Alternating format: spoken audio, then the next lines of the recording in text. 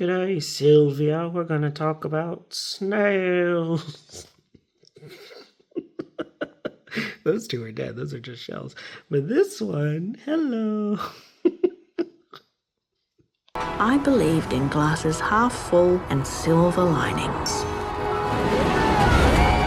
Life was fleeting, but so precious. Life can only be understood backwards, but we have to live it forwards. Snails never go back over their trail. Childhood was life's best season. It never lasts, but everyone deserves one. I remember everything. Memoir of a Snail.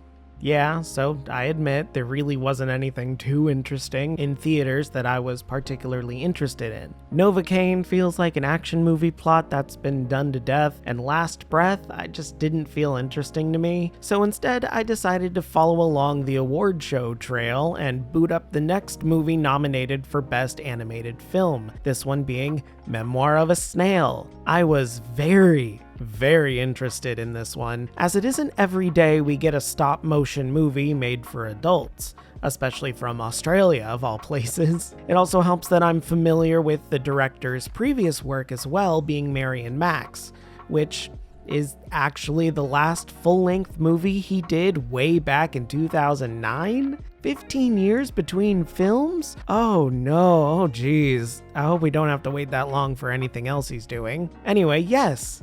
This is an adult claymation movie that is sort of a tragic comedy like Mary and Max is. It features a surprising amount of nudity, death, and very deadpan dry humor, so if that's something you like, you'll probably love this film. The art style is also very unique, and the story itself, while a little tropey, is still very enjoyable. That being said though, it does have some issues that make it feel like a step down in quality from Mary and Max, but I'm getting ahead of myself.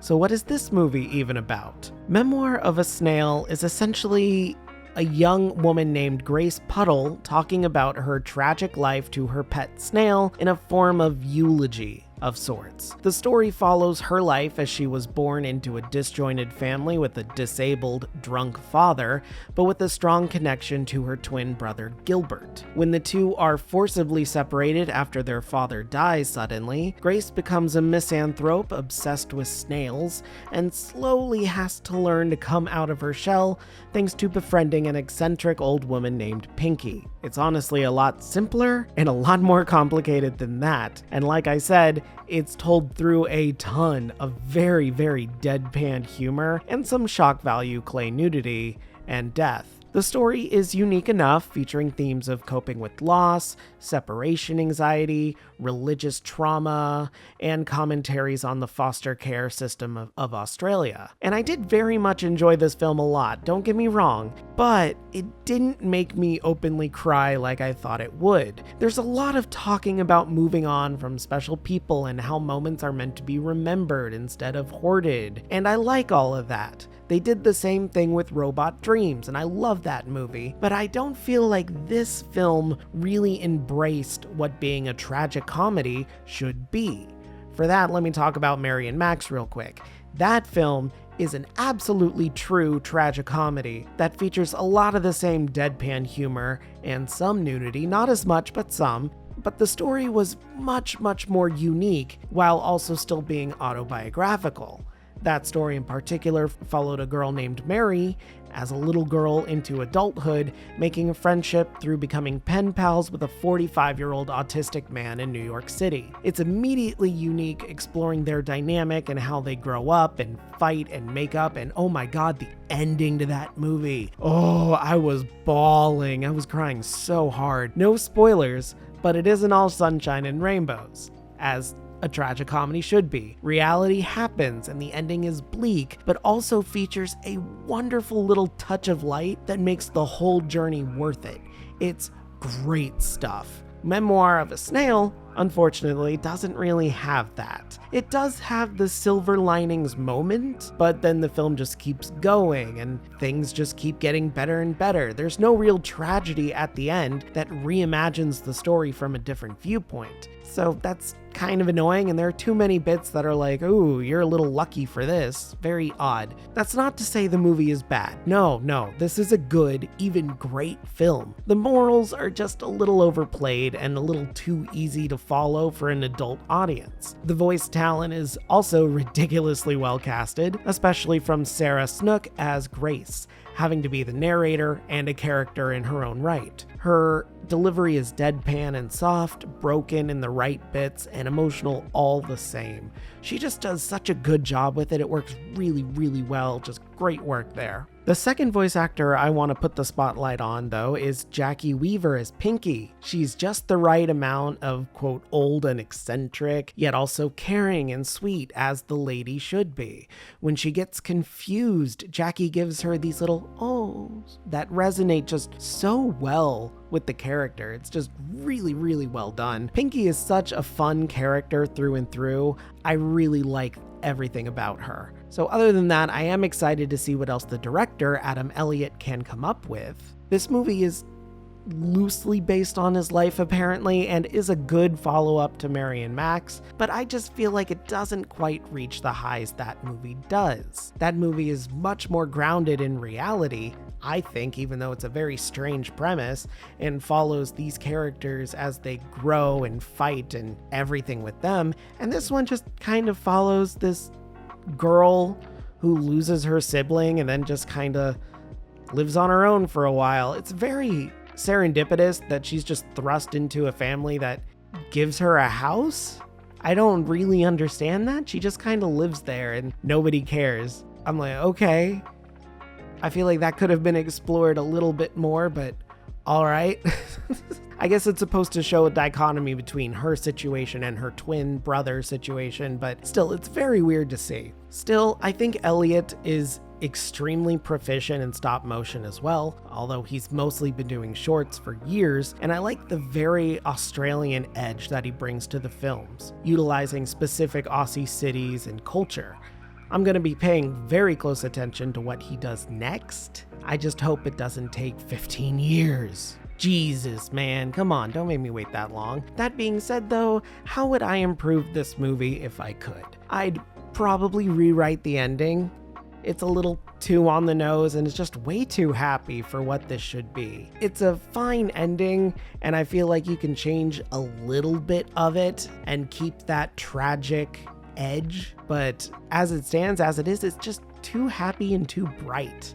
I'd tone it down slightly, or maybe erase the quick court scene that's in the ending montage, and I think the film might be just a little more palatable to my taste specifically. Maybe everyone else doesn't have a problem with it, but that's just me. Otherwise, I think this movie's great. It just needs a touch of work on the moral and the story, but otherwise, I think this is a really damn good bit of adult animation that, while simple, has a good message that adults should know and understand. That seems to be the case with a lot of these adult movies coming out that are also animated. Like I said, Robot Dreams is another one. There's another interesting French claymation animation that follows orphans and stuff that's called Ma Vie de Courgette, or My Life as a Zucchini, which I believe is on Netflix. That one's also very good, very dark.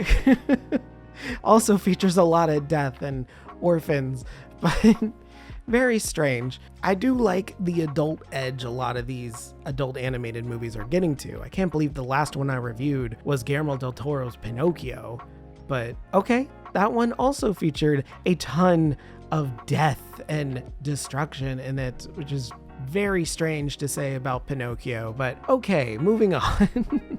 By all means, if you're an adult, and I mean an adult, kids might laugh at the nudity, but still, come on, be smart with what you show children. I feel like you'll like this film, so definitely give it a watch. It's very well worth it. So ultimately, Memoir of a Snail gets an 8 out of 10 from me. Hey guys, thanks for sticking around for another one. I'd review more stop motion movies if more stop motion movies came out. I know all we have is Laika, and I do like pretty much all of Laika's stuff. I didn't see Missing Link, or whatever that one with the ape man was. I just didn't see that one, but I did see everything else. Mary and Max is great. Ma Vie de Courgette is great. I don't really remember too much of it, but I remember it being more focused on the story and tragedy than being a weird deadpan comedy, but that's kind of the charm with these two movies. They're by the same director. So cool. I like that. I want to see what else Elliot can do, and it's really cool that this one dude is making this stuff. Did you know Toni Collette was in Mary and Max? She voices Mary. What the hell? I didn't know that until I was doing research on this video so I could write the review, and what the hell? All I find is Toni Collette is in this, and I'm like, Jesus. I love Toni Collette. I think she can do no wrong. Maybe I'll see Mickey 17. I know she's in that. I don't know. It feels like a weird movie. I know there's some differences with the story, but anyway, adult animation. Let me know of any other adult animated or specifically stop motion movies that you've guys seen. Again, I will forever talk about La Casa Lobo. I think that is a fantastic one, even if it's not technically a full-length movie, stopping at just around an hour. Still, everything else, wonderful. Let me know in the comments below which ones I should check out, or what did you think of this movie? And after that, don't forget to like this video, subscribe, ring that bell so you don't miss a video. And yeah, that's it. Have a great day, and if you're not, have a better one. See ya.